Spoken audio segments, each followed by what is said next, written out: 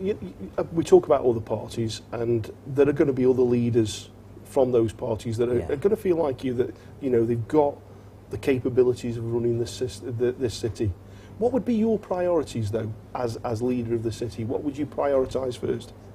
My first priority is actually a priority right now, which I'm worried about, and that's housing.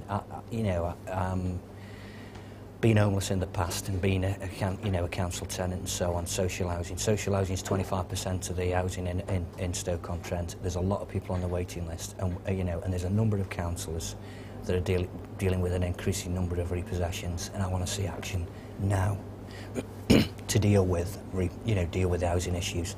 I understand it's important to support business, and I wholeheartedly support that package, but I want to see a package in place that deals with housing. I don't think there's any more fundamental right than to have a home. It isn't just a house; it's a home, somewhere warm to sleep and have something to eat. I think that's absolutely fundamental. I think that's what we should be doing right now to try and deal with those kind of issues around housing.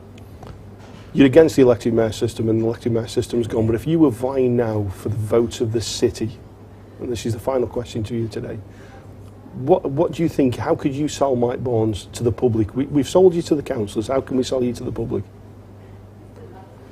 That's a difficult question. That's what I pay for. Well, I suppose it's just about, Mike Barnes is about trying to be as honest as I can, speak it in a language that people understand, and from their level. And I'm an ordinary bloke. I drink.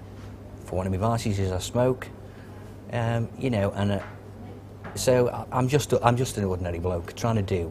I understand politics, and I try as best I can to use that. What about all of those Labour voters who historically voted Labour but for whatever reason have turned against the party? Can Mike Barnes bring them back within the fold and actually get them to put a tick in a Labour box? I don't think Mike Barnes can on his own. I think what's crucial is I don't think that I'm an expert on everything, and the only way that Mike Barnes can do anything is within a team. There are a lot better experts on different issues than I am, and I'd have to utilise those other people in a team. So would you say that your skill maybe would be bringing all of those together? Bringing people together and trying to work through issues, and giving people confidence in what they want to do, and trusting them to work through solutions about issues like housing.